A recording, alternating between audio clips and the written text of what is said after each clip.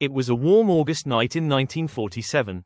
The sky above the subcontinent glowed with fireworks, but the hearts beneath it were trembling.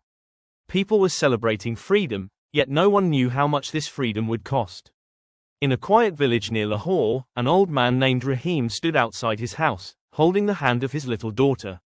Across the border, in Amritsar, a woman named Meera looked out her window at the same sky, hearing the same fireworks, feeling the same fear. Neither of them knew that by sunrise, their worlds would change forever. At midnight, a line was drawn on a map, a simple line, made in a room far away. But that line sliced through homes, families, friendships, and memories. Overnight, Rahim became a Pakistani.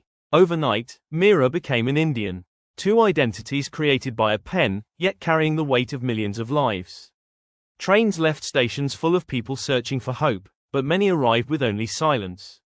That silence became the first chapter of a rivalry that was never asked for. Years passed. Rahim's son grew up in Pakistan, listening to stories of the land his father left behind. Meera's grandson grew up in India, hearing about the friends and neighbors who never returned. And somewhere in the middle of those stories, Kashmir became a mountain of longing for both. In 1965, when the two nations clashed again, young soldiers on both sides carried rifles in their hands and questions in their hearts. Why are we fighting? No one had a clear answer, only orders and the echoes of history. Then, in 1971, the subcontinent changed once more. East Pakistan cried for freedom, and India stepped in. The war ended, but a new nation, Bangladesh, was born. And the hearts of India and Pakistan drifted even further apart. But history wasn't done. In 1998, when both nations tested nuclear weapons, the world froze.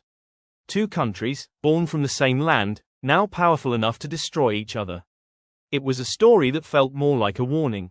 Yet, through the thick clouds of conflict, small rays of hope kept appearing. Buses crossed borders. Children met their grandparents for the first time. Cricketers hugged each other after matches. Fans cheered not just for victory, but for peace. And then came the cricket rivalry, the battlefield without bullets. When India and Pakistan play, it feels like the world stops spinning.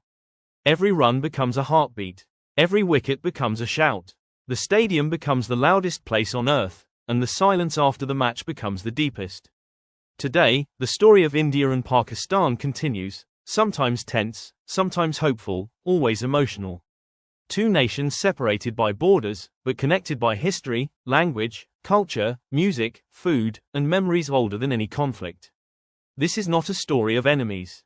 This is a story of pain, pride, love, loss, and longing. A story of two nations trying to heal from the same wound. This is the story of India and Pakistan, a story still being written, one heartbeat at a time.